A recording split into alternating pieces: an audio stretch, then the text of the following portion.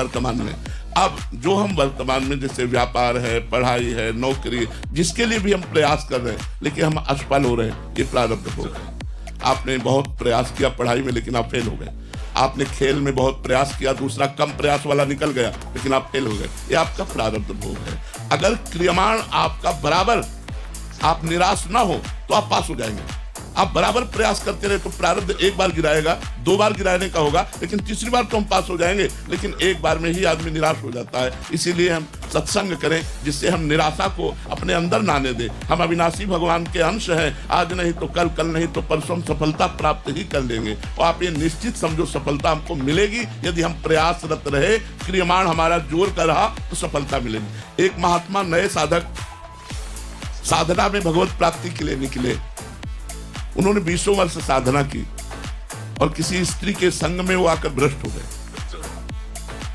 उन्होंने विचार किया अब क्या होगा मुझे, अब मुझे कर लेनी चाहिए। वो जंगल में आने के लिए एक पेड़ के नीचे बैठे, विचार करने लगे क्या करने से भगवत प्राप्ति हो जाएगी। अब वो इसी संशय के झूले में झूल रहे थे कि अचानक दृष्टि पड़ी एक चीते पर। वो चीता पेड़ में चढ़ रहा था, चढ़ने की कोशिश करता फिर गिर जाता, फिर चढ़ रहा था फिर गिर जाता, फिर चढ़ रहा था फिर गिर जाता, फिर देखा वो धीरे से चढ़ गया।